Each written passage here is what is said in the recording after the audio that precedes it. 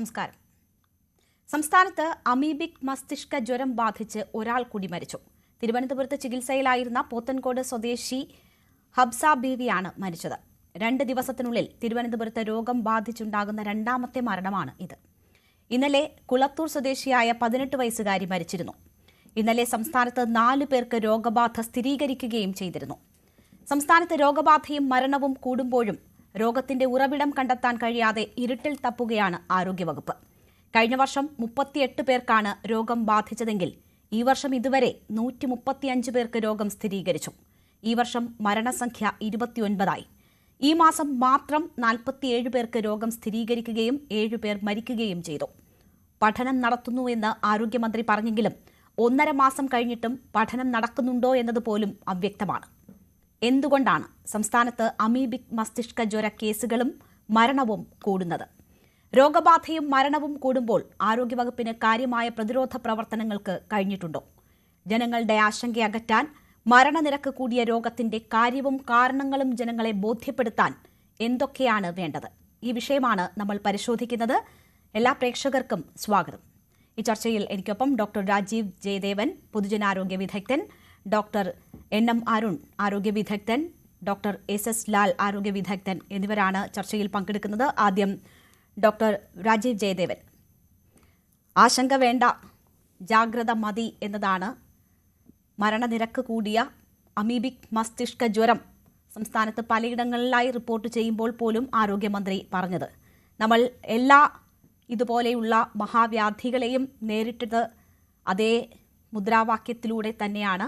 ആശങ്കയകറ്റി ജാഗ്രതയോടുകൂടി അതിനെ നേരിട്ടുകൊണ്ടാണ്. ഇപ്പോൾ അമീബിക് മസ്തിഷ്ക ജ്വര കേസുകളുടെ എണ്ണം ക്രമാതീതമായി വർദ്ധിക്കുന്നു എന്നത് വേണമോ മനസ്സിലാക്കാൻ? മരണങ്ങളും തുടരെ റിപ്പോർട്ട് ചെയ്യുന്ന സാഹചര്യം, ഒരാശങ്കപ്പെടുത്തുന്ന സിറ്റുവേഷൻ ഉണ്ടോ അമീബിക് മസ്തിഷ്ക ജ്വരവുമായി ബന്ധപ്പെട്ട് സംസ്ഥാനത്ത്? ആശങ്കയ്ക്ക് പ്രധാന കാരണം അവ്യക്തതയാണ്. ഇപ്പോൾ സംസ്ഥാനത്ത് റിപ്പോർട്ട് ചെയ്യപ്പെട്ടിരിക്കുന്ന അമീബിക് മെനിങ്കോ എൻകെഫലൈറ്റിസ് അഥവാ മസ്തിഷ്ക ജ്വരം കേസുകൾ സംസ്ഥാനത്ത് കൂടുതൽ പരിശോധനകൾ നടത്തിയതിനെ തുടർന്നാണ് ഇത്രയും അധികം കേസുകൾ ഡയഗ്നോസ് ചെയ്യാൻ സാധിച്ചത്. മസ്തിഷ്ക ജ്വരം എന്നുള്ളത് വളരെ സാധാരണയായിട്ട് കാണപ്പെടുന്ന ഒരു രോഗമാണ്. 10,000-കണക്കിന് വ്യക്തികൾക്ക് ഒരു വർഷം നമ്മുടെ രാജ്യത്ത് ഈ മസ്തിഷ്ക ജ്വരം ഉണ്ടാകുന്നുണ്ട്. അതിൽ പ്രധാനമായും വൈറസും ബാക്ടീരിയയുമാണ് അതിന് കാരണം എന്ന് പറയപ്പെടുന്നു. എന്നാൽ ഇപ്പോൾ കേരളം തെളിയിച്ചിരിക്കുന്നത് ഈ മസ്തിഷ്ക ജ്വരത്തിന്റെ ഒരു ചെറിയ പങ്കെങ്കിലും, ഒരു ചെറിയ ശതമാനമെങ്കിലും അമീബ മൂലം ആണ് എന്നുള്ളതാണ്. ചെറിയ ശതമാനം എന്നുള്ളത് ഒരു വലിയ സംഖ്യയുടെ ചെറിയ ശതമാനം വലിയ അക്കങ്ങളായിട്ട് മാറാറുണ്ട്, വലിയ സംഖ്യയായിട്ട് മാറാറുണ്ട്. ഇപ്പൊ കേരളത്തിൽ നമുക്കറിയാം, കഴിഞ്ഞ 1-2 വർഷത്തിനുള്ളിൽ മുൻകാലങ്ങളെക്കാളും വളരെ കൂടുതൽ പേർ അമീബിക് മസ്തിഷ്ക ജ്വരം ബാധിച്ചിട്ടുണ്ട്. അതിൽ ചിലർ മരണപ്പെട്ടിട്ടുമുണ്ട്. ഒരു 30% നമ്മുടെ ഏകദേശ മരണനിരക്ക്. അപ്പോൾ അമീബിക് മസ്തിഷ്ക ജ്വരം പബ്ലിഷ് ലിറ്ററേച്ചർ നോക്കുമ്പോൾ അത് 95% മരണനിരക്കുള്ള ഒരു രോഗമാണ്. പ്രധാനമായും വൈകിയ വേളയിൽ ഇത് ഡയഗ്നോസ് ചെയ്യുന്നതുകൊണ്ടും പലപ്പോഴും ഡയഗ്നോസ് ചെയ്യപ്പെടാതെ പോസ്റ്റ്മോർട്ടം കൊണ്ട് ഡയഗ്നോസ് ചെയ്യുന്നതും കൊണ്ടാണ് ഇത്രയ്ക്ക് ഉയർന്ന ഒരു മരണനിരക്ക് നമ്മുടെ മെഡിക്കൽ സയൻസിൽ ലിറ്ററേച്ചറിൽ റിപ്പോർട്ട് ചെയ്തിട്ടുള്ളത്. എന്നാൽ ഇത് നേരത്തെ കണ്ടെത്താനായി കഴിഞ്ഞാൽ നല്ലൊരു ശതമാനം പേരും അതിൽ നിന്നും രക്ഷപ്പെടുക എന്നുള്ളതാണ് നമ്മൾ കണ്ടെത്തിയിട്ടുള്ളത്.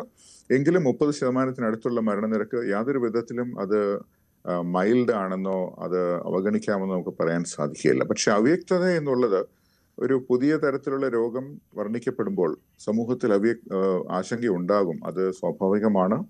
കോവിഡ് സമയത്ത് നമ്മൾ കണ്ടിരുന്നു, നിപ്പയുടെ സമയത്ത് നമ്മൾ കണ്ടിരുന്നു, റേബീസ് മരണങ്ങൾ, അതായത് വാക്സിൻ എടുത്തിട്ടും റേബീസ് മരണങ്ങൾ നമ്മൾ ചർച്ച ചെയ്തിരുന്നു, ഇതേ വേദിയിൽ നമ്മൾ ചർച്ച ചെയ്തിരുന്നു.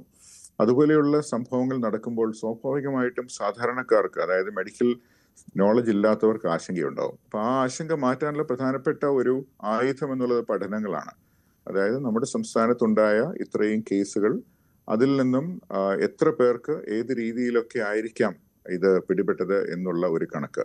എന്നാൽ നിർഭാഗ്യവശാൽ മെഡിക്കൽ സയൻസിൽ പലപ്പോഴും ഏതൊരു രോഗത്തിന്റെ കണക്കെടുത്താലും നമുക്ക് ഇത് എവിടെ നിന്ന് വന്നു എന്ന് എല്ലായ്പ്പോഴും ചൂണ്ടിക്കാണിക്കാൻ സാധിക്കുകയില്ല. പക്ഷെ എങ്കിലും അവൈലബിൾ ആയിട്ടുള്ള ഇൻഫർമേഷൻ ജനങ്ങൾക്ക് എത്തിച്ചു കൊടുക്കാൻ സാധിച്ചു കഴിഞ്ഞാൽ ഈ അവ്യക്തതയിൽ ഒരു കുറവുണ്ടാകും, ആശങ്കയിൽ കുറവുണ്ടാകും എന്ന് ഞാൻ വിശ്വസിക്കുന്നു. ഡോക്ടർ, ഇവിടെ ഇപ്പോൾ ഡോക്ടർ പറഞ്ഞു ഇതൊരു സാധാരണമാണ്, 10,000-കണക്കിന് പേർക്ക് വരുന്നതാണ് അമീബിക് മസ്തിഷ്ക ജ്വരമല്ല, മസ്തിഷ്ക ജ്വരം.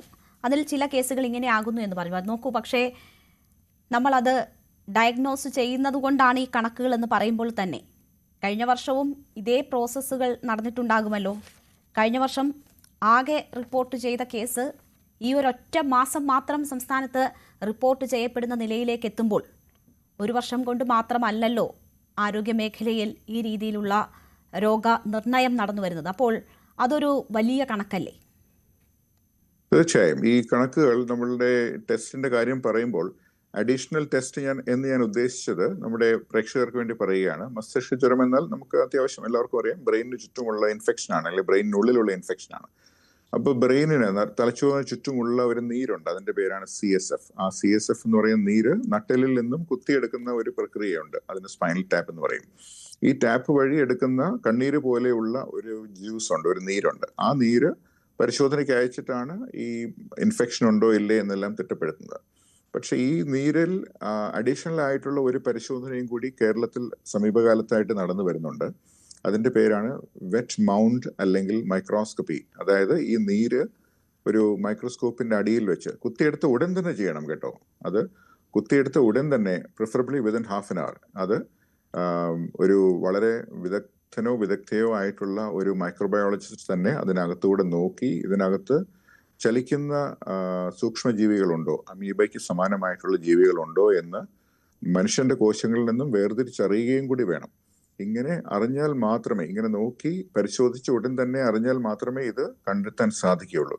പക്ഷെ ഇപ്രകാരമുള്ള ടെസ്റ്റുകൾ കൂടുതൽ ചെയ്തു വരുന്നത് ഈ 2025-ലാണെന്നാണ് ഞാൻ മനസ്സിലാക്കുന്നത്. അതിന്റെ ഒരു ഫംഗ്ഷനായിട്ടാണ് ഞാൻ ഈ നമ്പർ ഓഫ് കേസസിനെ കാണുന്നത്. കഴിഞ്ഞ വർഷവും ഇങ്ങനെയുള്ള പരിശോധനകൾ നടന്നിട്ടുണ്ടെങ്കിലും ഇത്രയും അധികം സാമ്പിളുകൾ കാലത്ത് പരിശോധിച്ചിട്ടുണ്ടോ എന്ന് സംശയമാണ്.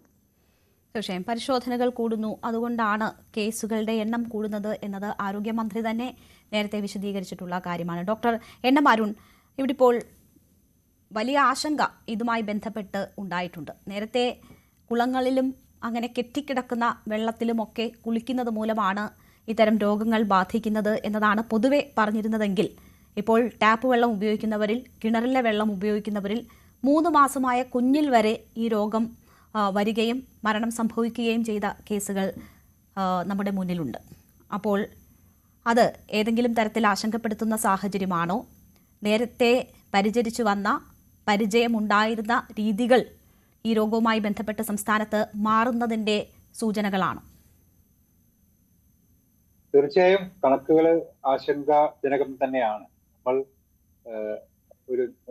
അതിന്റെ ശരിക്കൊരു പെർസ്പെക്റ്റീവ് എടുത്താൽ കഴിഞ്ഞ ഒരു 50 കൊല്ലം 60 കൊല്ലമായിട്ട് ലോകത്തിൽ ആകെ 1000-ൽ താഴെ കേസുകളെ അമീബിക് മസ്തിഷ്ക ജ്വരം റിപ്പോർട്ട് ചെയ്തിട്ടുള്ളൂ. എന്നാൽ കേരളത്തിൽ ഈ വർഷം തന്നെ 100-ലധികം കേസുകളും 2 വർഷം കൊണ്ട് ഏകദേശം 200 കേസുകൾ കേരളത്തിൽ ഓൾറെഡി റിപ്പോർട്ട് ചെയ്തു. ഭാഗ്യവശാൽ മരണനിരക്ക് കുറവാണ്. പക്ഷേ ഇത്രയധികം കേസുകൾ എന്തുകൊണ്ട് കേരളത്തിൽ ഇപ്പോൾ വരുന്നു എന്നുള്ളത് നമ്മൾ കാര്യമായിട്ട് പഠിക്കേണ്ടത് തന്നെയാണ്. ഡോക്ടർ രാജീവ് ജയദേവൻ പറഞ്ഞ പോലെ ഒരു കാര്യം ശരിയാണ്, കൂടുതൽ കേസുകൾ കണ്ടുപിടിക്കുന്നുണ്ട്. ഇപ്പോൾ നമ്മൾ നിപ്പയുടെ ഭാഗമായിട്ട് എൻകഫലൈറ്റിസിന് കൂടുതലായിട്ട് ഒരു പ്രാധാന്യം കൊടുത്തുകൊണ്ട് അതിനു വേണ്ടിയിട്ടുള്ള എല്ലാ ടെസ്റ്റുകളും, അതിന്റെ എൻകഫലൈറ്റിസ് ഉണ്ടാക്കാൻ സാധ്യതയുള്ള എല്ലാ രോഗാണുക്കളെയും നമ്മൾ കൃത്യമായിട്ട് കണ്ടുപിടിക്കാൻ ശ്രമിക്കുന്നത് കൊണ്ട് നമുക്ക് കൂടുതൽ കേസുകൾ കണ്ടുപിടിക്കാൻ സാധിക്കുന്നു. പക്ഷെ അത് മാത്രമാവണം കാരണം എനിക്ക് തോന്നുന്നില്ല. എന്തായാലും നമ്മുടെ ഇപ്പോൾ ജലജന്യ രോഗങ്ങളെല്ലാം വർദ്ധിക്കുകയാണ്. പ്രത്യേകിച്ച് ഹെപ്പറ്റൈറ്റിസ് എ കഴിഞ്ഞ 2 വർഷം എടുത്താൽ ഇത്രയധികം ഹെപ്പറ്റൈറ്റിസ് എ കേസുകളും മരണങ്ങളും ഇപ്പൊ അടുത്തൊന്നും കഴിഞ്ഞൊരു 40-50 വർഷത്തിൽ കേരളത്തിൽ റിപ്പോർട്ട് ചെയ്തിട്ടില്ല. അത്രയധികം കേസുകൾ ഹെപ്പറ്റൈറ്റിസ് എ റിപ്പോർട്ട് ചെയ്തു. അത് മലിനജലത്തിൽ നിന്നാണ്. അതുപോലെ ജലജന്യ രോഗങ്ങളെല്ലാം കൂടുന്നുണ്ട്. അപ്പൊ നമ്മുടെ ജലത്തിന്റെ പ്യൂരിറ്റി അല്ലെങ്കിൽ ശുദ്ധത കുറഞ്ഞു വരികയാണ്, മാലിന്യം കൂടുകയാണ്, നമുക്ക് ഉറപ്പ് പറയാൻ സാധിക്കും. അതുകൊണ്ട് തന്നെ ആയിരിക്കാം ഒരുപക്ഷെ ഇപ്പോൾ അമീബ ഇത്രയധികം വർദ്ധിക്കുന്നത്. പ്രത്യേകിച്ച് ഒരു വാം ക്ലൈമറ്റ് കൂടുതലായിട്ട്, അതായത് ഇപ്പോൾ മഴ പെയ്താലും മഴ പെയ്ത് കഴിഞ്ഞ ഉടനെ തന്നെ നല്ല ചൂടും വെയിലും വരുന്ന ഒരവസ്ഥ, പൊതുവെ ഗ്ലോബൽ വാർമിംഗ് ഉള്ളതിന്റെ ഒരു അവസ്ഥ, കുറച്ചുകൂടി വാമായിട്ടുള്ള കുറച്ച് ചൂടുള്ള ഇതിലാണ് ഈ അമീബ കൂടുതൽ പെരുകുന്നത്. അപ്പൊ അതുകൊണ്ട് അത് കുറച്ച് വർദ്ധിച്ചിട്ടുണ്ടാവാം, നമ്മൾ കൂടുതൽ കണ്ടുപിടിക്കുന്നുണ്ടാവാം, നമ്മുടെ ജലം ഒരുപാട് മലിനമായിട്ടുണ്ടാവാം. ഇതെല്ലാം കാരണങ്ങളുണ്ട്. അതുപോലെ തന്നെ ചിലപ്പോൾ നമ്മൾ എല്ലാം എന്താ പറയുക അമീബിക് മസ്തിഷ്ക ജ്വരം എന്ന് വിചാരിച്ചാലും ചിലപ്പോൾ എല്ലാ കേസുകളും അത് തന്നെയാണോ എന്ന് നമുക്ക് കൺഫേം ചെയ്യേണ്ടതുണ്ട്. എല്ലാത്തിലും PCR കൺഫർമേഷൻ കിട്ടിയിട്ടുണ്ടെന്ന് എനിക്ക് തോന്നുന്നില്ല. ഇപ്പൊ നമ്പർ പറയുന്ന എല്ലാ കേസുകളിലും PCR കൺഫർമേഷൻ കിട്ടിയിട്ടില്ല. അപ്പൊ അതുകൊണ്ട് PCR കൺഫർമേഷൻ ഇല്ലാതെ 100% പറയാൻ പറ്റുമോ എന്നുള്ളത് നമുക്ക് ഉറപ്പില്ല. പിന്നെ നമ്മൾ എല്ലാ കേസിലൊന്നും മെഡിക്കൽ ഓട്ടോപ്സി ചെയ്യുന്നില്ല. അപ്പൊ മെഡിക്കൽ ഓട്ടോപ്സി ചെയ്തു കഴിഞ്ഞാൽ മരണപ്പെട്ട കേസുകളിലെ മെഡിക്കൽ ഓട്ടോപ്സി കൃത്യമായിട്ട് പഠനം വഴി ചെയ്തു കഴിഞ്ഞാൽ നമുക്ക് കുറച്ചുകൂടി കൃത്യമായിട്ട് അമീബിക് മസ്തിഷ്ക ജ്വരം കൊണ്ട് തന്നെയാണോ ആ വ്യക്തി മരിച്ചതെന്ന് കൃത്യമായിട്ട് പറയാൻ സാധിക്കും. അപ്പോൾ ഇതിൽ പല കാരണങ്ങൾ കൂടിയുണ്ട്. എങ്കിലും ഇതൊരു ആശങ്ക ഉളവാക്കുന്നത് തന്നെയാണ്. പ്രത്യേകിച്ച് ഈ ഇത്രയധികം മരണങ്ങളും ഒരുപക്ഷെ എനിക്ക് തോന്നുന്നത് ഈ ലെപ്റ്റോസ്പൈറോസിസ് എന്ന ഒരു അസുഖം, അതായത് എലിപ്പനി, അത് കഴിഞ്ഞാൽ എനിക്ക് തോന്നുന്നു ഇപ്പൊ ഇതാണ് അമീബിക് മസ്തിഷ്ക ജ്വരമാണ് എനിക്ക് തോന്നുന്നു കേരളത്തിൽ ഏറ്റവും മരണം ഉണ്ടാക്കുന്നത്. അപ്പോ പിന്നെ ഹെപ്പറ്റൈറ്റിസ് എ, ഇത് മൂന്നുമാണ്. അപ്പോൾ എല്ലാം ജലം വഴി വരുന്ന അസുഖങ്ങൾ തന്നെയാണ്. അപ്പോൾ നമുക്ക് ഈ ജലത്തിന്റെ കാര്യങ്ങൾ, ജലം മലിനമാവുന്നത് എങ്ങനെയൊക്കെ രീതിയിൽ തടയാമെന്നും ഏതൊക്കെ രീതിയിൽ ഈ അസുഖങ്ങൾ തടയാമെന്നും നമ്മൾ പ്രത്യേകം ഇപ്പോൾ കാര്യമായി ഒരു പഠനങ്ങൾ നടത്തിയിട്ട് അതിന് വേണ്ട മാറ്റങ്ങൾ നമ്മുടെ ജീവിതശൈലിയിലാണെങ്കിലും ആരോഗ്യ രംഗത്ത് പ്രവർത്തിക്കുന്ന ആളുകൾ, അതുപോലെ നമ്മുടെ ലോക്കൽ ബോഡീസ്, മുനിസിപ്പാലിറ്റി, പഞ്ചായത്തുകളൊക്കെ എന്തൊക്കെ ചെയ്യേണ്ടതിനെ കുറിച്ചൊക്കെ കൃത്യമായിട്ടൊരു മാർഗരേഖ, അപ്പൊ ചികിത്സയ്ക്ക് ഒരു മാർഗരേഖ സർക്കാർ ഉണ്ടാക്കിയിട്ടുണ്ട്. പക്ഷെ ഇത് പ്രിവെന്റ് തടയാനുള്ള ഒരു നല്ലൊരു മാർഗരേഖ നമുക്ക് ഇപ്പോഴും ഇല്ല. അത് നല്ലൊരു മാർഗരേഖ വരണമെങ്കിൽ ഏതൊക്കെ നേരത്തെ പറഞ്ഞ പോലെ തന്നെ കെട്ടിക്കിടക്കുന്ന വെള്ളത്തിലല്ലാതെ നമ്മുടെ ടാങ്കിലെ വെള്ളത്തിലും കിണറ്റിലെ വെള്ളത്തിലും ഷവറിലെ വെള്ളത്തിലും എല്ലാം അത് കാണുമ്പോൾ ഇത് വരാതിരിക്കാനുള്ള കൃത്യമായൊരു മാർഗരേഖ നമുക്ക് ഉണ്ടാക്കേണ്ടതുണ്ട്. അത് ഉണ്ടാക്കാൻ വേണ്ടിയിട്ട് ഈ കേസുകളെല്ലാം വിശദമായി പഠിച്ച് ഏതെല്ലാം രീതിയിലാണ് ഇത് നമ്മുടെ ഉള്ളിലേക്ക് വന്നത് എന്ന് മനസ്സിലാക്കിയതിന് ശേഷം മാത്രം ഒരു മാർഗരേഖ നമുക്ക് ഉണ്ടാക്കാൻ സാധിക്കുകയുള്ളൂ. എനിക്ക് തോന്നുന്നു സർക്കാർ ആ രീതിയിലാണ് മുന്നോട്ട് പോകേണ്ടത്. ഡോക്ടർ അരുൺ, ഈ കാര്യവുമായി ബന്ധപ്പെട്ട് നമുക്ക് ആശങ്കകൾ മാസങ്ങളായി തന്നെ നമുക്ക് മുന്നിലുണ്ട്. കേസുകൾ വർദ്ധിച്ചു വരികയാണ്. ഇപ്പോൾ ഇന്നലെയും ഇന്നുമായി 2 മരണം തിരുവനന്തപുരത്ത് മാത്രം റിപ്പോർട്ട് ചെയ്യുന്നു, 4 കേസുകൾ റിപ്പോർട്ട് ചെയ്യുന്നു. അപ്പോൾ താങ്കൾ തന്നെ സൂചിപ്പിക്കുന്നു ഇതുവരെ മാർഗരേഖയായിട്ടില്ല എന്നൊരു കാര്യം. അത് സ്വാഭാവികമായും എടുക്കുന്ന സമയമാണോ, അതോ നമ്മൾ ഇതിനു മുൻപ് തന്നെ അത്തരം നടപടിക്രമങ്ങൾ പൂർത്തിയാക്കേണ്ടതായിരുന്നു? അല്ല, ഇതില് നമുക്ക് അങ്ങനെ സ്വാഭാവികമായിട്ടുണ്ടെന്ന് ഞാൻ പറയുന്നില്ല. പ്രത്യേകിച്ച് നമ്മൾ തീരെ അപ്രതീക്ഷിതമാണ്. അത് നമ്മൾ ആദ്യം മനസ്സിലാക്കി. നമ്മൾ തീരെ അത് പ്രതീക്ഷിക്കുന്നില്ല. ഇത്രയധികം കേസുകൾ വരുന്ന പ്രതീക്ഷിക്കുന്നില്ല. 2 കൊല്ലം മുമ്പ് 2023 ആകെ 2 കേസാണ് ഉണ്ടായിട്ടുള്ളത്. 2 കേസ്. അതിൽ നിന്നാണ് നമ്മൾ ഇവിടെ എത്തിയിരിക്കുന്നത്. അപ്പൊ നമ്മൾ അന്നിപ്പോ ഈ 2 കേസ് മാത്രമാകുമ്പോൾ നമ്മൾ അതിന് പ്രാധാന്യം കൊടുക്കില്ല. നമ്മൾ കണ്ടുവരുന്നു, ഇനിയും കൂടി വരുന്നു എന്ന് പറയുമ്പോൾ നമ്മൾ ഇപ്പോൾ ഇനി അങ്ങോട്ട്, അതായത് നമ്മൾ ട്രീറ്റ്മെന്റിന് ഒരു പ്രോട്ടോകോൾ നല്ല രീതിയിൽ ഉണ്ടാക്കിയിട്ടുണ്ട്. അതിന് ഗുണവുമുണ്ട്. അതുകൊണ്ട് മരണങ്ങൾ കുറയ്ക്കാൻ പറ്റിയിട്ടുണ്ട്. പക്ഷെ കേസുകളുടെ നമ്പർ നമുക്ക് ഒരിക്കലും കുറയ്ക്കാൻ സാധിക്കുന്നില്ല. കേസുകളുടെ നമ്പർ കുറയ്ക്കാൻ വേണ്ടിയിട്ട് എങ്ങനെ പകരുന്നു എന്നുള്ളതാണ് പഠിക്കുന്നത്. അപ്പൊ എങ്ങനെ പകരുന്നു, ഞാൻ നേരത്തെ പറഞ്ഞു 1000-ന് താഴെ ലോകത്തിൽ റിപ്പോർട്ട് ചെയ്തിട്ടുള്ളൂ. അതിന്റെ ഡാറ്റ വെച്ചിട്ട് നമുക്കിപ്പോ ഒന്നും പറയാൻ പറ്റില്ല. അതേ രീതിയിൽ ആവണം എന്നില്ല പകരുന്നതെന്ന് നമുക്ക് ഇപ്പൊ തോന്നുന്നു, ഇപ്പോഴത്തെ ചില കേസുകളുടെ കാര്യങ്ങൾ കാണുമ്പോൾ. അതുകൊണ്ട് നമ്മുടെ നാട്ടിൽ തന്നെ ഉള്ള ഒരു 200ഓളം കേസുകൾ ഇപ്പൊ നമുക്കുണ്ട്. ആ 200ഓളം കേസുകളിൽ വിശദമായ പഠനം നടത്തിയിട്ട് എങ്ങനെ പകരുന്നു എന്നെല്ലാം കണ്ടുപിടിച്ചതിന് ശേഷം ആണ് ഒരുപക്ഷെ പുതിയൊരു മാർഗരേഖ ഉണ്ടാക്കേണ്ടത്. ഇപ്പോൾ ഉള്ള മാർഗരേഖയുണ്ട്, അതിൽ കുറച്ച് മോഡിഫിക്കേഷൻ വരുത്താം. അതായത് നമ്മൾ സാധാരണ കെട്ടി നിൽക്കുന്ന വെള്ളം പാടില്ല, ക്ലോറിനേറ്റ് ചെയ്യണം, അതെല്ലാം പറയുന്നുണ്ട്. എങ്കിലും ഇതൊക്കെ ചെയ്യുമ്പോഴും പകരുന്നുണ്ട്, അല്ലെങ്കിൽ പുതിയതായിട്ട് അസുഖങ്ങൾ വരുന്നുണ്ട് എന്നാണ് നമ്മൾ മനസ്സിലാക്കുന്നത്. അപ്പൊ അത് ഒരു പൂർണ്ണമായിട്ട് ഈ അസുഖം തീരെ വരാതിരിക്കാൻ എന്ത് ചെയ്യണം നമുക്ക് ഇപ്പോഴും പറയാൻ സാധിക്കുന്നില്ല. അതിന് കൂടുതൽ പഠനങ്ങളും, ആ പഠനങ്ങളോടൊപ്പം തന്നെ നമുക്ക് പഠനങ്ങളിൽ കിട്ടുന്ന പുതിയ വിവരങ്ങൾ നമ്മുടെ ഈ മാർഗരേഖയിൽ ഉൾപ്പെടുത്തണം. മാർഗരേഖകൾ വിപുലമാക്കിക്കൊണ്ടിരിക്കണം. അത് എല്ലാ ഭാഗത്തും എത്തിക്കണം. എല്ലാ ഡോക്ടർമാരുടെയിലും അതുപോലെ എല്ലാ നമ്മുടെ ലോക്കൽ സെൽഫ് ഗവൺമെന്റ് ബോഡീസിനും എല്ലാവർക്കും അത് അറിയിച്ചു കഴിഞ്ഞാൽ അവരെ കൊണ്ട് കാര്യങ്ങൾ ചെയ്യിപ്പിക്കാൻ സാധിച്ചാലേ ഇത് തടയാൻ നമുക്ക് സാധിക്കുകയുള്ളൂ. തീർച്ചയായും. Doctor S.S. ലാൽ, നമുക്ക് ഇതിനു മുൻപ് മഹാമാരികളായ കോവിഡിനെയും നിപ്പയെയും നേരിട്ട പരിചയമുണ്ട്. അത് ഒരു വ്യക്തിയിൽ നിന്ന് ഒരു വ്യക്തിയിലേക്ക് പടരുന്ന രോഗമാണ്. കോവിഡ് ചൈനയിൽ റിപ്പോർട്ട് ചെയ്യുമ്പോൾ തന്നെ നമ്മൾ മുൻകരുതലുകൾ എടുക്കുന്നു. ഇന്ത്യയിൽ ആദ്യം റിപ്പോർട്ട് ചെയ്യുമ്പോൾ നമ്മൾ റൂട്ട് മാപ്പ് വരെ തയ്യാറാക്കി അതിന് പിന്നാലെ പായുന്നുണ്ട്, ജാഗ്രത സ്വീകരിക്കുന്നുണ്ട്. മോർട്ടാലിറ്റി റേറ്റ് 2-നും 3-നും ഇടയിലുള്ള രോഗമാണ് കോവിഡ്. പക്ഷെ നോക്കൂ, 95-ന് മുകളിൽ അല്ലെങ്കിൽ 97-ഓ 98-ഓ ഒക്കെ മോർട്ടാലിറ്റി റേറ്റുള്ള അമീബിക് മസ്തിഷ്ക ജ്വരം, അതിന് നമ്മൾക്ക് മാർഗനിർദ്ദേശങ്ങളായിട്ടില്ല. അതിനുവേണ്ടി കാത്തിരിക്കേണ്ടി വരുന്നു. പഠനം നടത്തും ഇക്കാര്യത്തിൽ എന്നത് ആരോഗ്യമന്ത്രി തന്നെ നേരത്തെ സൂചിപ്പിച്ചതാണ്. ഈ ഒരാളിൽ നിന്ന് ഒരാളിലേക്ക് പടരുന്ന രോഗമല്ല, അങ്ങനെ പടർന്നു പിടിക്കുന്ന രോഗമല്ല എന്നതുകൊണ്ട് ഇതിൽ നമുക്ക് ഏതെങ്കിലും തരത്തിലുള്ള അലംഭാവങ്ങൾ ഇതിന്റെ പ്രതിരോധ പ്രവർത്തനങ്ങളുമായി ബന്ധപ്പെട്ട് ഉണ്ടാകുന്നുണ്ടോ? ഇതിപ്പോൾ നേരത്തെ ഡോക്ടർ രാജീവും അരുണൊക്കെ പറഞ്ഞതിൻ്റെ ചുവട് പിടിച്ച ചില കാര്യങ്ങൾ പറഞ്ഞിട്ട് അതിലേക്ക് വരാം. നമുക്ക് ഈ രോഗം പരിചയമുള്ള രോഗമല്ല, ലോകത്ത് തന്നെ അപൂർവമായ ഒരു രോഗമാണ്. ഈ പറഞ്ഞ പോലെ 500-നും 1000-നും ഇടയ്ക്ക് കേസുകൾ കഴിഞ്ഞ 60 വർഷത്തിനിടയിൽ ലോകരാജ്യങ്ങളിൽ റിപ്പോർട്ട് ചെയ്യപ്പെട്ടുള്ളൂ. തുടങ്ങിയ ഓസ്ട്രേലിയയിലും പിന്നീട് വന്ന രാജ്യങ്ങളിലുമൊക്കെ അങ്ങനെ അത് ആവർത്തിച്ച് കാണുന്നുമില്ല. അപ്പം നമുക്ക് അപരിചിതമായ രോഗമായിരുന്നു, പുസ്തകങ്ങളിലൊക്കെ നമ്മളും വായിച്ചിട്ടുള്ളൂ.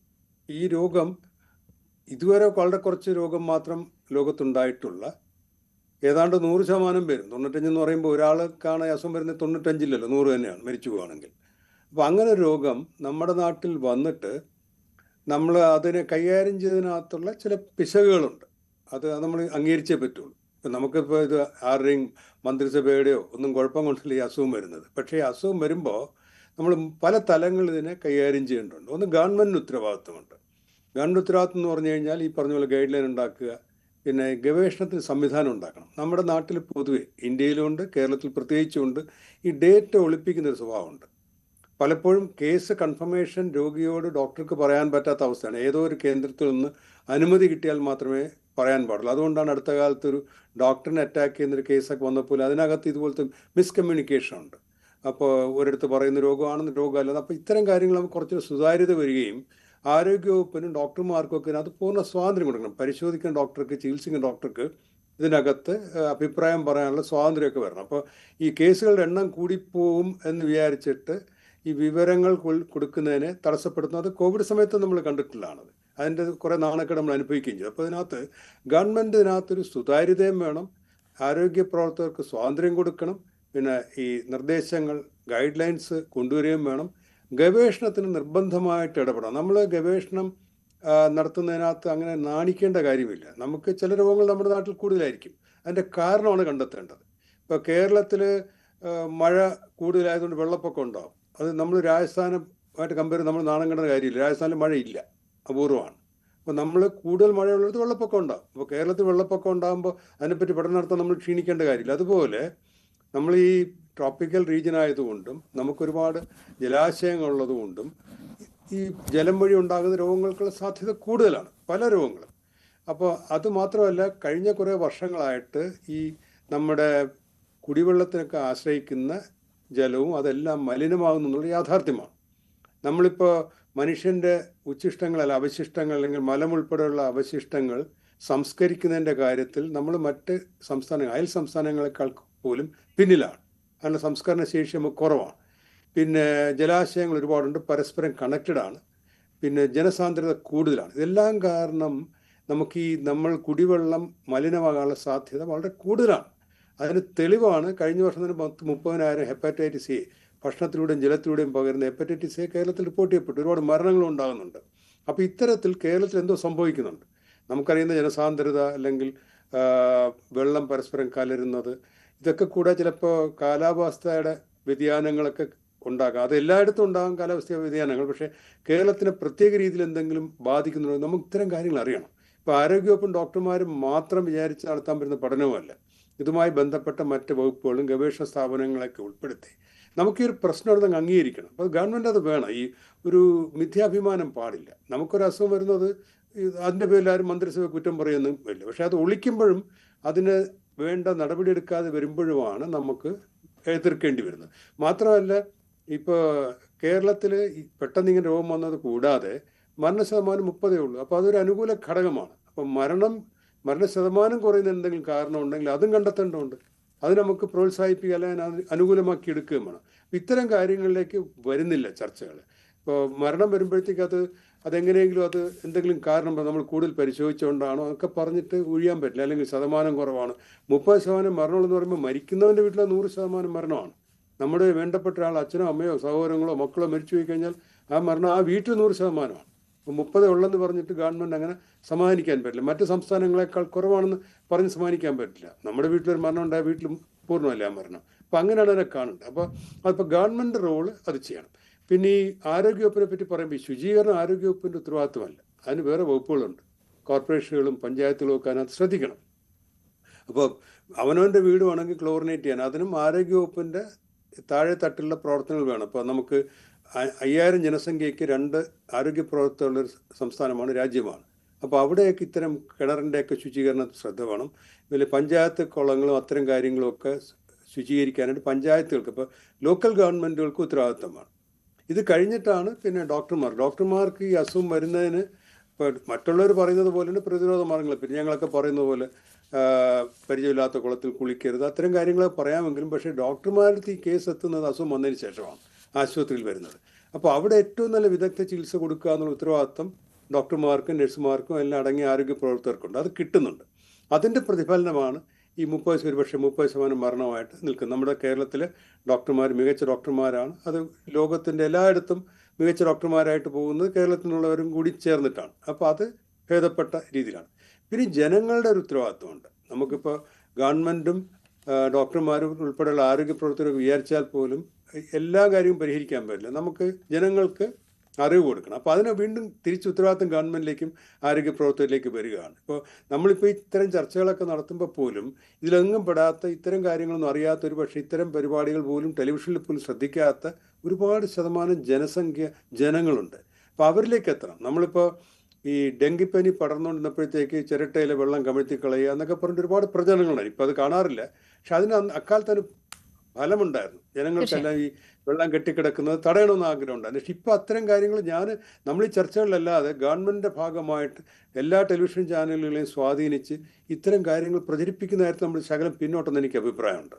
എന്താണ് ചോദ്യം? തീർച്ചയായും ഞാൻ ചോദ്യം ചോദിച്ചിട്ടില്ല. ചോദിച്ചതിനുള്ള ഉത്തരം താങ്കൾ പറഞ്ഞു പൂർത്തിയാക്കുകയാണല്ലോ. കോവിഡ് നമുക്ക് പരിചിതമല്ലാത്ത രോഗമായിരുന്നു. പക്ഷേ വളരെ പെട്ടെന്ന് നമുക്ക് ബോധവൽക്കരണം ഏറ്റവും താഴെത്തട്ട് വരെ എത്തിക്കാനായതാണ് കോവിഡിൽ നമുക്ക് നേട്ടമുണ്ടാക്കിയത്. നിപ്പ ആയാലും പെട്ടെന്ന് തന്നെ അതിൻ്റെ പ്രതിരോധ പ്രവർത്തനങ്ങളും മറ്റ് നടപടിക്രമങ്ങളും മുൻകരുതലുകളും എടുക്കുന്നത് കൊണ്ടാണ് നമുക്കതിനെ നേരിടാൻ സാധിച്ചത്. പക്ഷേ ഈ കാര്യത്തിൽ അത്ര ഊർജിതമാണോ എന്ന ചോദ്യമാണ് ഞാൻ താങ്കളോട് ചോദിച്ചത്.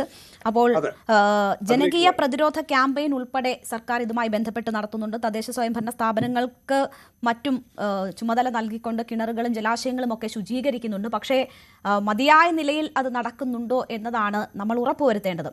ഡോക്ടർ രാജീവ് ജയദേവൻ, ഇതിപ്പോൾ ജലസ്രോതസ്സുകളിൽ അമീബയുടെ സാന്നിധ്യം വർദ്ധിച്ചിരിക്കുന്നു എന്നതൊരു വസ്തുതയാണ്.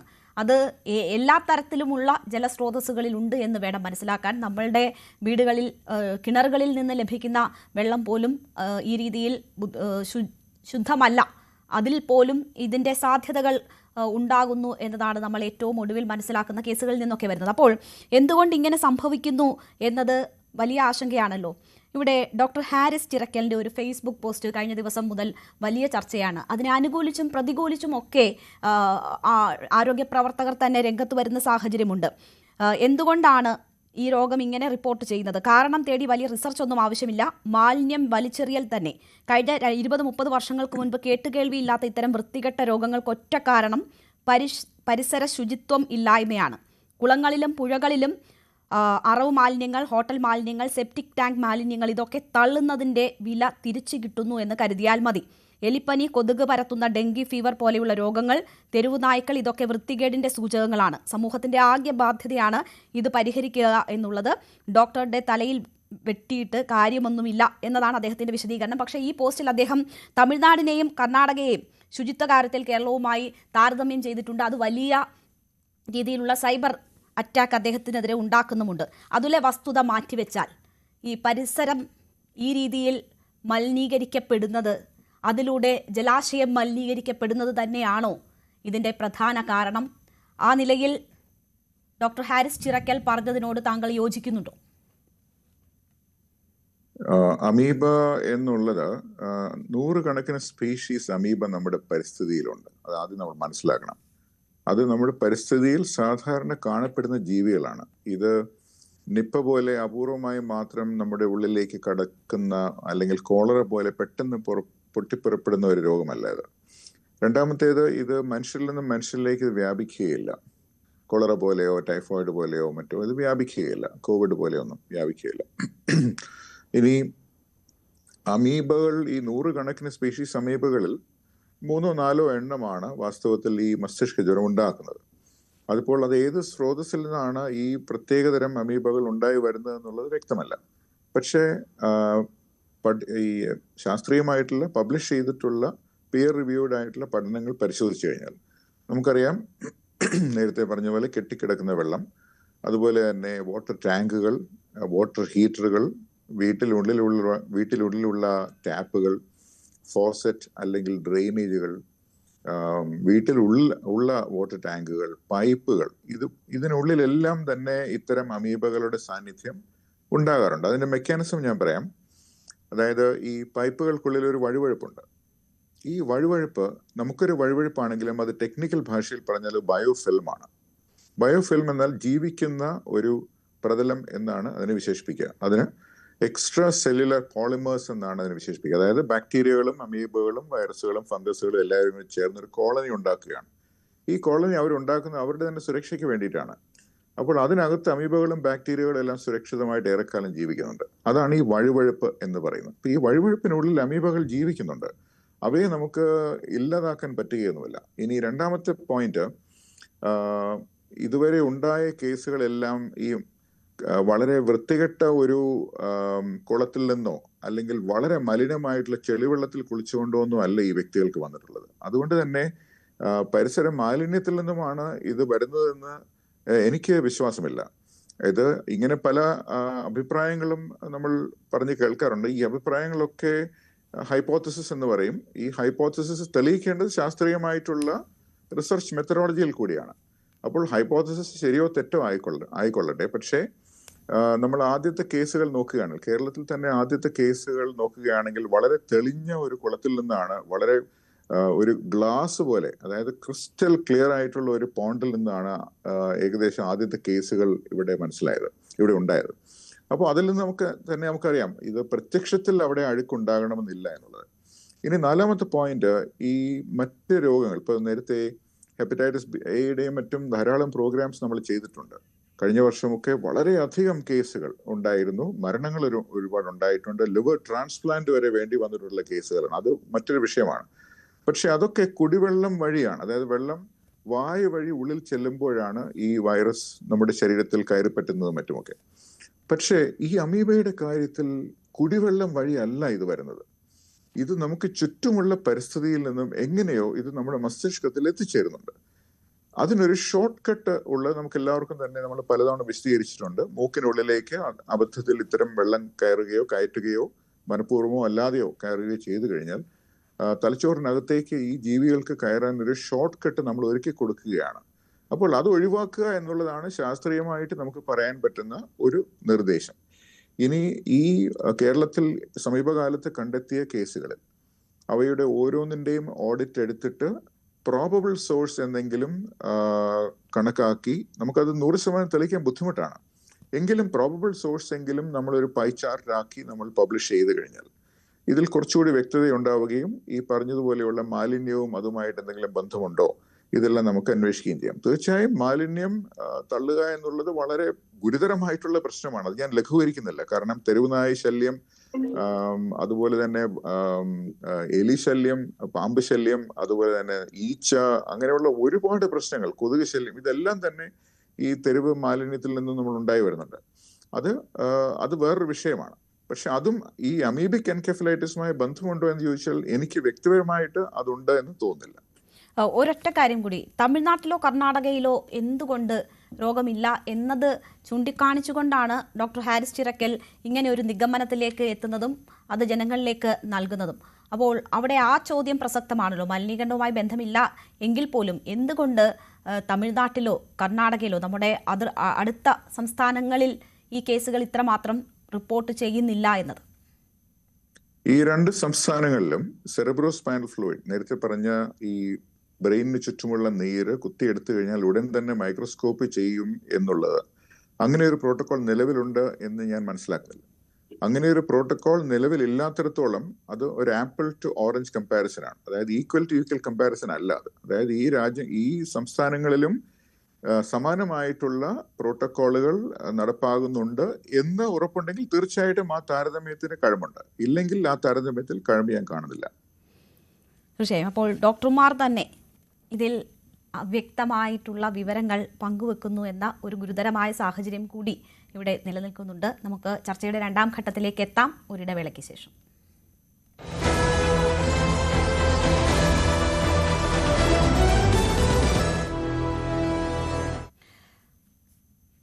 വീണ്ടും ചർച്ചയിലേക്ക്. ഡോക്ടർ അരുൺ, ഇവിടെ ഇപ്പോൾ കോഴിക്കോട് മസ്തിഷ്ക ജ്വരം ബാധിച്ച് മരിച്ച കുട്ടിയുടെ അച്ഛൻ ഡോക്ടറെ ആക്രമിക്കുന്ന വളരെ മോശപ്പെട്ട ഒരു സംഭവം ഉണ്ടായി. പക്ഷേ ആ കുട്ടിയുടെ പോസ്റ്റ്മോർട്ടം റിപ്പോർട്ട് പുറത്തു വരുമ്പോൾ ഈ കുട്ടിയുടെ മരണം സംബന്ധിച്ച് അവ്യക്തതകൾ നിലനിൽക്കുകയാണ്. 2 ഹോസ്പിറ്റലുകളിൽ നിന്ന് 2 വ്യത്യസ്ത റിപ്പോർട്ടുകളാണ് ലഭിച്ചത്. അതിനുശേഷം പിന്നീട് അതുമായി ബന്ധപ്പെട്ടുള്ള റിപ്പോർട്ടുകൾ വരുമ്പോൾ ഈ അമീബിക് മസ്തിഷ്ക ജ്വരം അത് ഫൈൻഡ് ഔട്ട് ചെയ്യാൻ ഈ പരിശോധന നടക്കുന്നതിൻ്റെ കാലയളവും പ്രശ്നങ്ങളുമൊക്കെ അതിനെ ബാധിക്കുമെന്നും അത് ചിലപ്പോൾ റിസൾട്ടിനെ പോലും ബാധിച്ചേക്കാം എന്നുമൊക്കെ കണ്ടു. അപ്പോൾ നമ്മളിപ്പോൾ ഐഡൻറ്റിഫൈ ചെയ്യുന്ന കേസുകളേക്കാൾ കൂടുതൽ കേസുകൾ ഒരുപക്ഷെ ഇതുമായി ബന്ധപ്പെട്ട് ഉണ്ടാകാനുള്ള സാധ്യതയുണ്ടോ? പലപ്പോഴും ഹോസ്പിറ്റലുകളിൽ എത്തി 10-20 ദിവസങ്ങൾക്ക് ശേഷമാണ് ഇത്തരത്തിലൊരു പരിശോധനയിലേക്ക് പോലും പലയിടങ്ങളിലും കാര്യങ്ങൾ നീങ്ങുന്നു എന്ന് മനസ്സിലാക്കുന്നത്. അപ്പോൾ ആ കാലതാമസവും ഈ കേസുകൾ ഒരുപക്ഷെ മരണത്തിലേക്കൊക്കെ എത്തുന്നതിന് കാരണമാകുന്നുണ്ടോ? ആ പ്രത്യേക കേസിൽ മറ്റേ കോഴിക്കോട്ടെ ആ കേസിൽ എന്താണ് ഉണ്ടായിട്ടുള്ളത് എനിക്ക് കൃത്യമായിട്ട് അറിയില്ല. പക്ഷെ അവിടെ ഒരു പക്ഷേ ഉണ്ടായിട്ടുള്ളത് ഈ എന്താ പറയാ കമ്മ്യൂണിക്കേഷൻ ഗ്യാപ്പ്. ഹെൽത്തിലെ അധികാരികൾ DM ആയാലും അല്ലെങ്കിൽ സൂപ്രണ്ടായാലും അതുപോലെയുള്ള ആളുകളും അല്ലെങ്കിൽ അതിന് താഴെയുള്ള ഏത് സ്റ്റാഫായാലും ഹെൽത്ത് ഇൻസ്പെക്ടർ മുതലുള്ള ആശാ വർക്കർ മുതലുള്ള എല്ലാ സ്റ്റാഫും ഈ പെർട്ടിക്കുലർ ഫാമിലിയും തമ്മിലൊരു കമ്മ്യൂണിക്കേഷൻ ഗ്യാപ്പ് ഉണ്ടായിട്ടുണ്ടാവും എനിക്ക് തോന്നുന്നു. കൃത്യമായിട്ട് എന്തുകൊണ്ട് മരിച്ചു എന്ന് നമുക്ക് ചിലപ്പോൾ കണ്ടുപിടിക്കാൻ കുറെ സമയമെടുക്കും. പോസ്റ്റ്മോർട്ടം ചെയ്തു കഴിഞ്ഞാൽ തന്നെ അതിന്റെ എല്ലാ അനലൈസും ഒക്കെ കഴിഞ്ഞിട്ട് ഫൈനൽ റിപ്പോർട്ട് വരുമ്പോൾ 2-3 മാസമൊക്കെ ചിലപ്പോൾ പിടിക്കാറുണ്ട്. അതിൽ തെറ്റൊന്നുമില്ല. നമുക്ക് ഇത്ര പെട്ടെന്ന് തന്നെ റിപ്പോർട്ട് കിട്ടിയതുകൊണ്ട് നമുക്കൊന്നും ചെയ്യാനുമില്ല. നമുക്കത് വിശദമായിട്ട് പഠിച്ചിട്ട് തന്നെയാണ് വേണ്ടത്. അതുകൊണ്ട് ഒരു കമ്മ്യൂണിക്കേഷൻ ഗ്യാപ്പ് ഉണ്ടായിട്ടുണ്ടാവാം. അതുകൊണ്ടായിരിക്കാം അങ്ങനെ ഒരു വികാരം ആ അദ്ദേഹത്തിന് ഉണ്ടായിട്ടുള്ളത്. അതൊരിക്കലും ഈ ആക്രമണം നടത്തിയതിന് ഒരിക്കലും അതൊരു വിശദീകരണമായിട്ട് നമുക്ക് പറയാൻ സാധിക്കില്ല. ആക്രമണം നടത്തിയത് നമ്മൾ ശക്തമായിട്ട് തള്ളിപ്പറയുന്നേ വേണം. പക്ഷെ ഇനി കണ്ടുപിടിക്കാത്ത കേസുകളുണ്ടോ എന്നുള്ളത് സാധ്യതകൾ കുറവാണ്. പ്രത്യേകിച്ച് നമ്മളിപ്പോൾ കാര്യമായിട്ട് ഇത് എൻകഫലൈറ്റിസ് സംശയിക്കുന്ന എല്ലാ കേസുകളിലും നമ്മൾ CSF നോക്കുന്നുണ്ട്. നേരത്തെ ഡോക്ടർ രാജീവ് പറഞ്ഞ പോലെ കൃത്യമായിട്ട് CSF നോക്കുന്നതുകൊണ്ട് കണ്ടുപിടിക്കാത്ത കേസുകൾ ഉണ്ടാവാൻ സാധ്യതയില്ല. എന്റെ അഭിപ്രായത്തിൽ ചിലപ്പോൾ വിഷ്വലായിട്ട് നമ്മൾ കാണുന്നതാണ്. ഇത് മൈക്രോസ്കോപ്പ് കൂടെ നോക്കുമ്പോൾ ട്രോപ്പോസോയിട്ട് മൊബൈൽ ട്രോപ്പോസോയിട്ട് നമ്മൾ കാണുന്നത് മാത്രമേ ഉള്ളൂ. എന്നാൽ ഒരു PCR റിപ്പോർട്ട് ഇല്ലാതെ നമുക്ക് 100% പറയാൻ പറ്റുമോ എന്ന് എനിക്ക് ഉറപ്പില്ല. അതുപോലെ തന്നെ മറ്റ് ക്ലിനിക്കൽ ഫീച്ചേഴ്സ്, രോഗിയുടെ മറ്റ് ലക്ഷണങ്ങൾ, MRIയിൽ എങ്ങനെ ഉണ്ടായിരുന്നു, CT എങ്ങനെ ഉണ്ടായിരുന്നു, ഈ രോഗി മരിക്കുകയാണെങ്കിൽ അതിന്റെ മെഡിക്കൽ ഓട്ടോപ്സി ചെയ്തിട്ടുണ്ടെങ്കിൽ അതിന്റെ മറ്റ് ഫീച്ചേഴ്സ്, ഇതെല്ലാം വെച്ചിട്ട് നമുക്ക് ഫൈനലായി കൺക്ലൂഷൻ പറയാൻ പറ്റുള്ളൂ. പക്ഷെ ഒരു കാര്യമുണ്ട്, വളരെ അഭൂതപൂർവമായ നമ്പർ ഓഫ് കേസസ് വളരെ വർദ്ധിക്കുന്നുണ്ട്. നേരത്തെ രാജീവ് ജയദേവൻ മലിനജലത്തിനെ കുറിച്ച് പറഞ്ഞപ്പോൾ മലിനം എന്ന് പറയുന്നത് നമ്മൾ ഉദ്ദേശിക്കുന്നത് ചളി പിടിച്ച ജലം എന്നുള്ള രീതിയിലല്ല ഞാൻ ഉദ്ദേശിച്ചത് അതിലെ ബാക്ടീരിയൽ കൗണ്ടാണ്. ബാക്ടീരിയൽ കൗണ്ട് കൂടുന്തോറും അമീബ ഭക്ഷണം കഴിക്കുന്നത് ബാക്ടീരിയയാണ്. ബാക്ടീരിയൽ കൗണ്ട് കൂടുമ്പോൾ അമീബ എന്തായാലും കൂടും. നമ്പർ ഓഫ് അമീബ കുറച്ച് കൂടുതൽ എന്തായാലും ഉണ്ടാവും. നമ്പർ ഓഫ് അമീബ കൂടാതെ എനിക്ക് തോന്നുന്നത് ഒരു അമീബ ഫ്രീ ലീവിംഗ് ആണ്, നമ്മുടെ എല്ലാ വെള്ളത്തിലും ഉണ്ട്, ശരിയാണ്. എങ്കിലും അതിന്റെ അളവ് കുറച്ച് കൂടുതൽ ഉണ്ടാവണം എന്നാണ് ഞാൻ പ്രതീക്ഷിക്കുന്നത്. എന്തുകൊണ്ടാണെന്ന് വെച്ചാൽ അതുകൊണ്ടായിരിക്കും ഇത്രയധികം കേസുകൾ വരും. അല്ലെങ്കിൽ ഇതിനു മുമ്പ് ത്തെക്കാട്ടിൽ ഇത്രയധികം കേസുകൾ വരാൻ സാധ്യതയില്ലല്ലോ.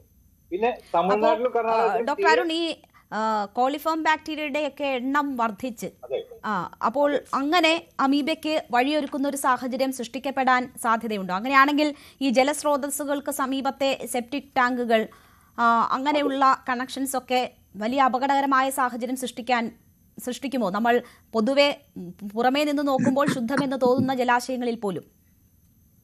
അതെ, ഇപ്പൊ നമ്മൾ നേരത്തെ ഞാൻ പറഞ്ഞല്ലോ, പഴയ കണക്കില് നമ്മൾ ഈ 1000 കേസ് ലോകത്തിൽ റിപ്പോർട്ട് ചെയ്തതിൽ ഒരുവിധം എല്ലാം ഈ കെട്ടിക്കിടക്കുന്ന വെള്ളത്തിൽ നീന്തിയിട്ടും കുളിച്ചിട്ടൊക്കെയാണ്.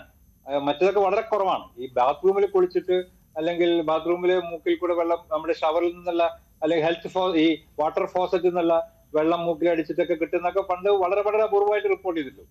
ഇപ്പൊ അതൊക്കെയാണ് കൂടുതൽ റിപ്പോർട്ട് ചെയ്യപ്പെടുന്നത്. അതായത് നമ്മൾ കുടിവെള്ളത്തിൽ ഉണ്ടെന്നാണ് ഇതിന്റെ അർത്ഥം. കുടിവെള്ളത്തിൽ കോളിഫോം കൗണ്ട് കൂടിയിട്ടുണ്ടാവണം, അല്ലെങ്കിൽ അമീബ ഉണ്ടാവുമോ? ബാക്ടീരിയ ഇല്ലാതെ അമീബയ്ക്ക് അധികം ജീവിക്കാൻ പറ്റില്ല നമ്മുടെ കുടിവെള്ളത്തിൽ. അപ്പോൾ അതുപോലെ നമ്മുടെ ക്ലോറിനേഷൻ എത്രത്തോളം വിജയകരമാണെന്ന് നമുക്ക് നോക്കണം. കിണറുകൾ വൃത്തിയാക്കിയിട്ടുണ്ടോ, കിണറുകൾ ക്ലോറിനേറ്റ് ചെയ്യുന്നുണ്ടോ കൃത്യമായിട്ട് നോക്കണം. ഇതെല്ലാമാണ് ഞാൻ മലിനം എന്ന് പറഞ്ഞ് ഉദ്ദേശിക്കുന്നത്. ചെളി എന്നല്ല ഉദ്ദേശിച്ചത്. രോഗാണുക്കൾ കൂടുതൽ ഉണ്ടാകുമ്പോഴാണ് നമ്മൾ പ്യുവർ അല്ല എന്ന് പറയുന്നത്, അല്ലെ, ഹെൽത്ത് ഹസാർഡ് ആയിട്ടുള്ള വെള്ളം എന്നാണ് ഉദ്ദേശിച്ചത്. അതുപോലെ തന്നെ മറ്റ് സംസ്ഥാനങ്ങളിൽ അവർ തീരെ ഇതൊന്നും നോക്കാതെ ഇരിക്കുന്നതിന് എനിക്ക് തോന്നുന്നില്ല. ഇപ്പൊ തമിഴ്നാട്ടിലൊക്കെ കഴിഞ്ഞ ഒരു വർഷമായിട്ട് പ്രത്യേകിച്ച് ഇതിനെക്കുറിച്ചുള്ള വാർണിംഗ് എല്ലാം കൊടുത്തിട്ടുണ്ട്. പക്ഷെ അവർ അത്ര കേസുകൾ റിപ്പോർട്ട് ചെയ്തിട്ടില്ല. ഒരു പക്ഷെ നമ്മുടെ അവിടെ അത്ര അവർ ഹെൽത്ത് സീക്കിംഗ് ബിഹേവിയർ അവിടുത്തെ ആളുകൾക്ക് ഉണ്ടാവണമെന്നില്ല. ഒരു പക്ഷേ അസുഖങ്ങൾ വന്നാൽ ഉടനെ തന്നെ ആശുപത്രിയിൽ എത്തുകയും അങ്ങനെയുള്ള കാര്യങ്ങൾ ചിലപ്പോൾ ചെയ്തിട്ടുണ്ടാവില്ല. എങ്കിലും ഇന്നിപ്പോ തമിഴ്നാട് കേരളം ഏകദേശം ഒരേ മാതിരിയാണ് പല കാര്യങ്ങളിലും. ഹെൽത്തിന്റെ കാര്യത്തിലൊക്കെ തന്നെ വളരെ നല്ല രീതിയിൽ തമിഴ്നാട് ചെയ്യുന്ന ഒരു സ്ഥലമാണ്. അതുകൊണ്ട് എന്തുകൊണ്ട് ഉണ്ടാവുന്നില്ല എന്നുള്ളത് നമ്മൾ പ്രത്യേകം ശ്രദ്ധിക്കേണ്ടതാണ്. ഒരു കാര്യം ശരിയാണ്, നമ്മുടെ അത്രയുള്ള ജലാശയങ്ങൾ അവിടെ ഇല്ല. ജലാശയങ്ങൾ കുറവാണ്, കുറച്ചുകൂടി ഡ്രൈ ആയിട്ടുള്ള ഏരിയ ആണ് പലതും. അതുപോലെ തന്നെ തമിഴ്നാട്ടില് ഇനിയുള്ള മൺസൂൺ വരാൻ പോകുന്നുള്ളൂ. തുലാവർഷം ഡിസംബറിലൊക്കെയാണ് അവിടെ കാര്യമായിട്ട് മഴ വരുന്നത്. അപ്പൊ നമ്മൾ പ്രതീക്ഷിക്കാൻ വേണമെങ്കിൽ ഡിസംബർ, ജനുവരി, ഫെബ്രുവരി ആകുമ്പോൾ തമിഴ്നാട്ടിൽ കേസുകൾ കൂടണം. കൂടിയിട്ടില്ലെങ്കിൽ എന്തുകൊണ്ട് നമ്മൾ പഠിക്കണം, എന്തുകൊണ്ട് കേരളത്തിൽ മാത്രം ഇത്രയധികം കേസുകൾ കൂടുന്നു എന്ന് നമ്മൾ പഠിക്കാതെ ഇരിക്കുന്നത് ശരിയല്ല. നമ്മൾ കൂടുതൽ കണ്ടുപിടിക്കുന്നു എന്ന് മാത്രം വിചാരിച്ചിട്ട് സ്വസ്ഥമായിട്ടിരുന്ന് നമ്മൾ വലിയ കേവന്മാരമാണ്, അവരെല്ലാം മോശക്കാരാണെന്ന് വിചാരിക്കുന്നത് ശരിയാണെന്ന് എനിക്ക് തോന്നുന്നില്ല. തമിഴ്നാട്ടിലും ഒക്കെ തന്നെ വളരെ നല്ല ഇൻസ്റ്റിറ്റ്യൂട്ട്സുകളൊക്കെ ഉണ്ട്.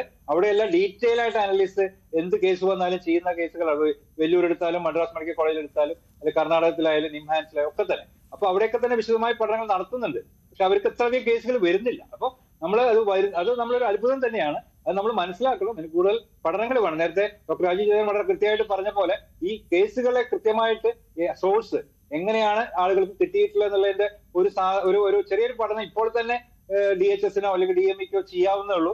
അത് നമുക്കെല്ലാം മനസ്സിലാക്കാൻ വേണ്ടിയിട്ട് അത് പൊതുമധ്യത്തിൽ പ്രസിദ്ധീകരിച്ചു കഴിഞ്ഞാൽ തന്നെ നമുക്ക് ഇതിനെ കുറച്ച് കൂടുതലായിട്ട് ഇതിനെക്കുറിച്ച് പറയാൻ സാധിക്കും. നമുക്ക് ഇതേമാതിരി നമ്മളോട് ആളുകളെ ചോദിക്കുകയാണ് എങ്ങനെയാണ് ഇത് വരാതിരിക്കാൻ നോക്കേണ്ടത് നമ്മൾ ചോദിക്കുമ്പോൾ അതിന് കൃത്യമായിട്ടുള്ള ഉത്തരം വേണമെങ്കിൽ ഈ കേസുകൾ എങ്ങനെയാണ് മറ്റ് രോഗികൾക്ക് കിട്ടിയത് നമുക്ക് അറിയേണ്ടതാണ്.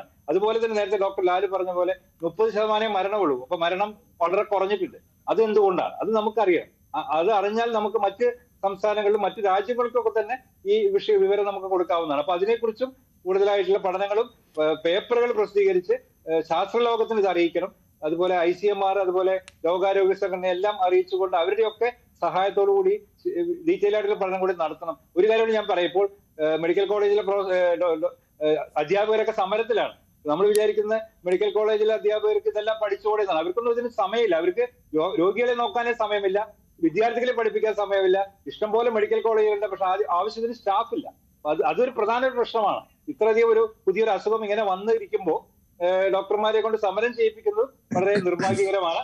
അവരുടെ പ്രശ്നങ്ങൾ എത്രയും പെട്ടെന്ന് സോൾവ് ചെയ്തുകൊണ്ട് ഈ ആരോഗ്യരംഗത്തെ ഈ ഒരു അനിശ്ചിതാവസ്ഥ എത്രയും പെട്ടെന്ന് സോൾവ് ചെയ്യേണ്ടതാണ്. തീർച്ചയായും കാലാവസ്ഥയും മാറിയിട്ടുണ്ട്. അമീബിക് മസ്തിഷ്ക ജ്വരം മാത്രമല്ല, മറ്റ് രോഗങ്ങളും പിടിമുറുക്കാൻ പോകുന്ന ഒരു സമയം കൂടിയാണ് എന്നതും കൂടി നമ്മൾ ഓർക്കണം. ആരോഗ്യമന്ത്രിയുടെ അറിവിലേക്ക് നമുക്ക് തിരിച്ചെത്താം. ചെറിയൊരു ഇടവേള കൂടി.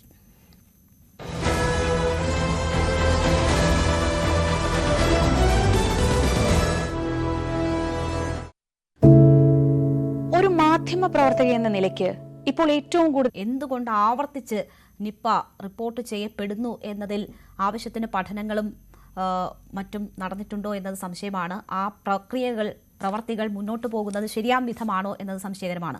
ആ സമയത്ത് കേന്ദ്ര സംഘം ഉൾപ്പെടെ എത്തുന്നതുമൊക്കെ നമ്മൾ കണ്ടിട്ടുണ്ട്. പക്ഷേ ഈ അമീബിക് മസ്തിഷ്ക ജ്വരത്തിൻ്റെ കാര്യത്തിലാണെങ്കിൽ അത്തരം യാതൊരു നടപടികളും ഈ ഘട്ടത്തിൽ പോലും നമ്മൾ കാണുന്നില്ല. പഠനം നടത്തുമെന്നത് ആരോഗ്യമന്ത്രി 1.5 മാസം മുൻപ് പറഞ്ഞതാണ്.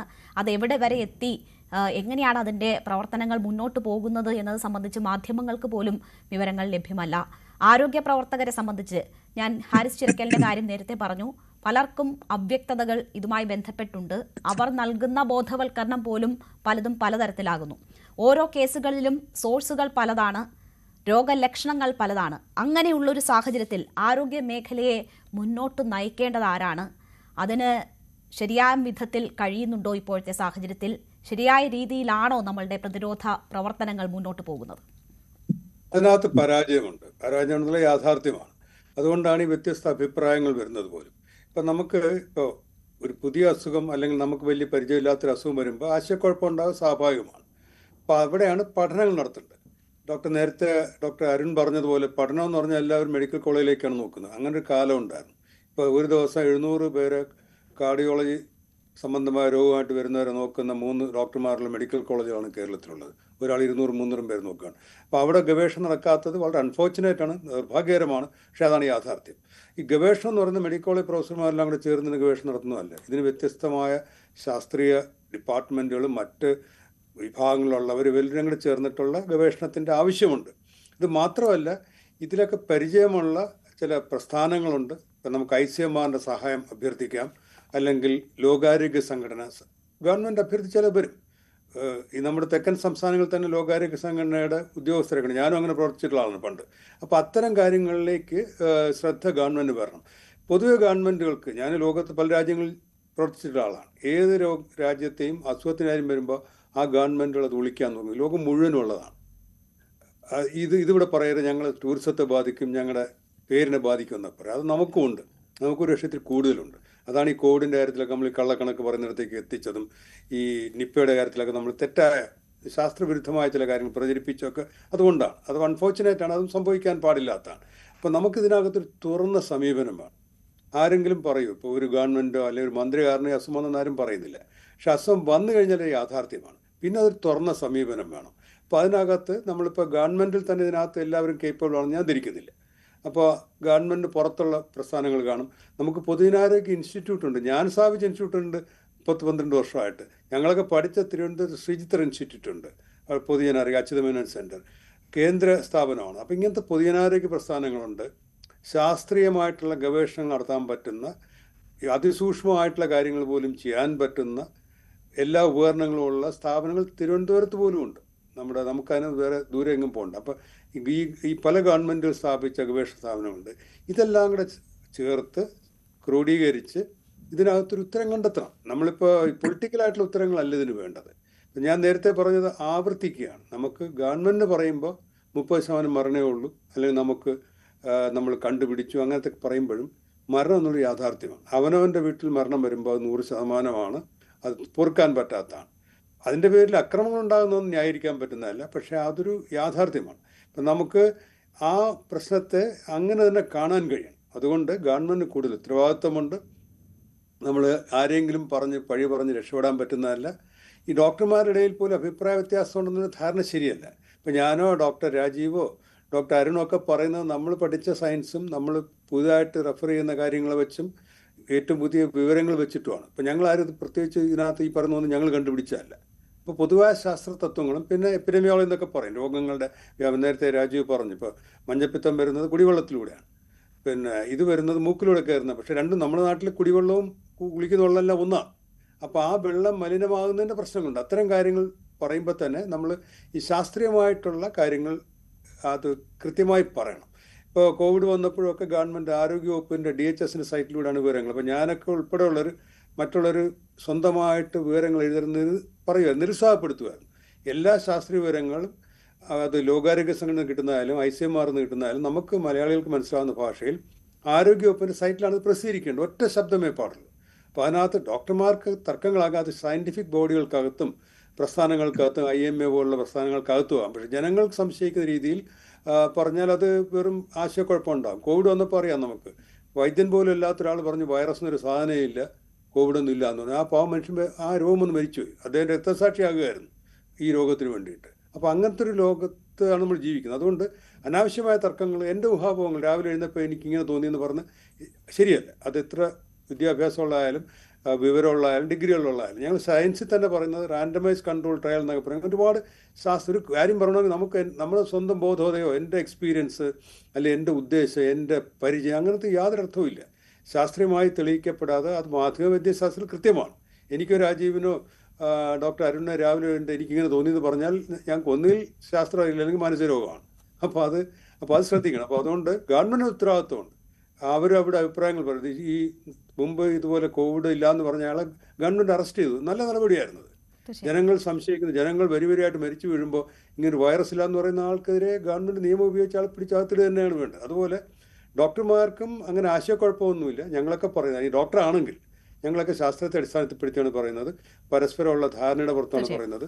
നമുക്കറിയാത്ത ഒരുപാട് കാര്യങ്ങൾ ഇനിയും ബാക്കിയുണ്ടെന്നുള്ള യാഥാർത്ഥ്യമുണ്ട്. തീർച്ചയായും. ഡോക്ടർ രാജീവ് ജയദേവ്, നോക്കൂ, ഇവിടെ ഇപ്പോൾ നമ്മൾ കൂടുതൽ പരിശോധന നടത്തുന്നതിൻ്റെ മോർട്ടാലിറ്റി റേറ്റ് കുറച്ചു നിർത്താൻ കഴിയുന്നതിന്റെ മേനി പറച്ചിലിനപ്പുറം കൂടുതൽ ബോധവൽക്കരണത്തിലേക്കും കൂടുതൽ നടപടികളിലേക്കും പഠനങ്ങളിലേക്കും എത്തേണ്ടുന്ന ഒരു അനിവാര്യത ഇപ്പോഴത്തെ മരണവും കേസുകളുടെ എണ്ണം വർദ്ധിക്കുന്നതും ഓർമ്മപ്പെടുത്തുന്നില്ലേ? 30 സെക്കൻഡ്. ഉറപ്പായും നമ്മളിപ്പോൾ കോവിഡിന്റെ കാര്യത്തിൽ നോക്കുകയാണെങ്കിൽ ആദ്യം ഇത് പൊട്ടിപ്പുറപ്പെട്ടത് ചൈനയിലാണ്. ചൈനയിൽ നിന്നും വളരെ വേഗത്തിൽ അന്താരാഷ്ട്ര പ്രസിദ്ധീകരണം അവർ ഇറക്കുകയുണ്ടായി. അതിന്റെ അടിസ്ഥാനത്തിലാണ് ആദ്യത്തെ കോവിഡ് ലെക്ചേഴ്സ് ഒക്കെ ഞാനും ഡോക്ടർ ലാലും ഡോക്ടർ അരുണും ഇവരെല്ലാവരും തന്നെ അതിന്റെ ആദ്യത്തെ പഠനം അവിടെ നിന്നാണ് വന്നത്. അതായത് ഇത്രയും പേർ മരണപ്പെട്ടു, ഇതൊക്കെയായിരുന്നു ലക്ഷണങ്ങൾ എന്നൊക്കെ. ഇത് ഒരു അറിവുമില്ലാത്ത ഒരു രോഗമാണ് എന്ന് പറയുന്നത് ഇത് കേരളത്തിന് ഒരു അവസരം കൂടിയാണ് to show the world that we have discovered this. അതായത് ഇങ്ങനെ ഒരു സംഭവം ഉണ്ടെന്നുള്ളതും ഇതിന്റെ സ്വഭാവം ഇങ്ങനെയൊക്കെയുള്ളതാണെന്നും പറയാനുള്ള ഒരു അവസരം കൂടിയാണ്. It's our chance to contribute to world science. ഇനി പക്ഷേ നമ്മളൊരു സ്റ്റഡി നമ്മൾ കോൺട്രിബ്യൂട്ട് ചെയ്യുമ്പോൾ നമ്മൾ അതിൽ ഒരിക്കലും ഡോക്ടർ ലാൽ പറഞ്ഞ പോലെ അതിലൊരു ഊഹം വെച്ചുള്ള ഒരു സ്റ്റഡി ആകരുത്. എനിക്കിങ്ങനെ തോന്നി എന്ന് പറഞ്ഞിരുന്നത് അത് അബ്സല്യൂട്ട്ലി കറക്റ്റ്. അത് ഒരു വിധത്തിലും അത് നമ്മളതിനെ ന്യായീകരിക്കുക. എത്രയൊക്കെ കോമൺ സെൻസ് കൊണ്ട് ഒക്കെ നമുക്ക് വിവരിക്കാൻ പറ്റുമെങ്കിലും ശാസ്ത്രം കോമൺ സെൻസിന് മീതെയാണ്. കോമൺ സെൻസിൽ തോന്നുന്ന പല കാര്യങ്ങളും ശാസ്ത്രീയമാകണമെന്നില്ല. ഇനി ഞാൻ അമീബയുടെ 1-2 പ്രോപ്പർട്ടീസ് ഞാൻ ഇവിടെ വിവരിക്കാം. ഒന്ന്, ഇവയെ നമുക്ക് ഇല്ലാതാക്കാൻ പറ്റുകയില്ല. കാരണം പ്രധാനപ്പെട്ട എല്ലാ അമീബകൾക്കും 2 ഫോംസ് എങ്കിലും ഉണ്ട്. അതിന് ഒരു വളരെ ഹാർഡി ആയിട്ടുള്ള, അതായത് അതിനെ നശിപ്പിക്കാൻ പറ്റാത്ത രീതിയിലുള്ള സിസ്റ്റ് ഫോം ഉണ്ട്. അപ്പൊ അതിനെ നമ്മൾ ഭീഷണിപ്പെടുത്തി കഴിഞ്ഞാൽ അത് വേഗം പോയി അട്ട ചുരുണ്ട് കിടക്കുന്ന പോലെ ഈ സിസ്റ്റ് ഫോം ആയിട്ട് മാറും. അത് കഴിഞ്ഞ് ആ ഭീഷണി അല്ലെങ്കിൽ വാട്ട് എവർ ദ ത്രെറ്റ് അത് മാറുമ്പോഴത്തേക്കും തിരിച്ച് ട്രോഫോസോയിട്ട്, അതായത് ആക്റ്റീവ് ഫോമിലേക്ക് മാറും. ഇനി അമീബകൾ ഭക്ഷിക്കുന്നത് ബാക്ടീരിയകളാണ്. നമ്മുടെ പ്രേക്ഷകർക്ക് വേണ്ടി പറയുകയാണ്, നമ്മുടെ പരിസ്ഥിതിയിൽ എത്ര ബാക്ടീരിയകൾ ഉണ്ടെന്ന് ഞാൻ പറയാം. അതായത് നമ്മൾ 1 ഗ്രാം മണ്ണെടുത്ത് നോക്കുക, ജസ്റ്റ് 1 ഗ്രാം സോയിൽ, അതിനകത്ത് എത്ര ബാക്ടീരിയ ഉണ്ടെന്ന് ഞാൻ ചോദിക്കട്ടെ? 100 കോടി ബാക്ടീരിയ ആണ് that live in our soil. അമീബയ്ക്ക് ഭക്ഷണത്തിന് ഒരു കുറവുമില്ല. അതുകൊണ്ട് ഞാൻ പറയുന്ന പോലെ ഇതൊക്കെ അറിഞ്ഞിട്ട് വേണം നമ്മൾ ഇങ്ങനെയുള്ള പ്രഖ്യാപനങ്ങൾ നടത്താനായിട്ട്. അതായത് മാലിന്യം മൂലമാണ് എന്നുള്ളതിന് ശാസ്ത്രീയമായിട്ടുള്ള തെളിവില്ലാത്തതാണ്. അതൊരു അഭിപ്രായം മാത്രമാണ്. It just remains an opinion that needs to be substantiated. അമീബയ്ക്ക് ഇവിടെ ഭക്ഷണക്കുറവൊന്നുമില്ല, അത് നമ്മൾ ആദ്യം മനസ്സിലാക്കണം. പിന്നെ നമ്മുടെ പരിസ്ഥിതി എന്ന് പറയുന്നത് ഇറ്റ്സ് എ വെറ്റ് എൻവയറൺമെന്റ്. ധാരാളം മഴയും ചെടികൾ അഴുകുന്ന ഇലകളും ഇതിൽ നിന്നെല്ലാം ധാരാളം ഭക്ഷണം ഇതിന് കിട്ടുന്നുണ്ട്. അതുകൊണ്ട് പുതിയതായിട്ട് ഭക്ഷണം കിട്ടി എന്നുള്ള ഒരു ഊഹത്തിനോട് എനിക്ക് യോജിക്കാൻ പറ്റുകയില്ല. ശരി, എന്തായാലും ഈ ഘട്ടത്തിൽ ജാഗ്രതയ്ക്കപ്പുറം ആശങ്കപ്പെടുത്തുന്ന ഘട്ടത്തിലേക്കൊക്കെ കാര്യങ്ങൾ നീങ്ങുന്നു. കൂടുതൽ ഊർജ്ജസ്വലമായിട്ടുള്ള പഠനങ്ങൾ ഇതുമായി ബന്ധപ്പെട്ടുണ്ടാകട്ടെ. ജനങ്ങൾക്കുണ്ടാകുന്ന ആശങ്കകൾ ദൂരീകരിക്കാൻ കഴിയട്ടെ. സർക്കാർ സംവിധാനങ്ങൾ കൂടുതൽ ഉണർന്ന് പ്രവർത്തിക്കട്ടെ എന്ന് ആശിക്കാം. വളരെ നന്ദി ചർച്ചയിൽ പങ്കെടുത്ത 3 ഡോക്ടർമാർക്കും. സ്പെഷ്യൽ ഡിബേറ്റ് ഇവിടെ പൂർണ്ണമാവുകയാണ്. ഇടവേളയ്ക്ക് ശേഷം ന്യൂസ് at 9 കാണാം. നമസ്കാരം.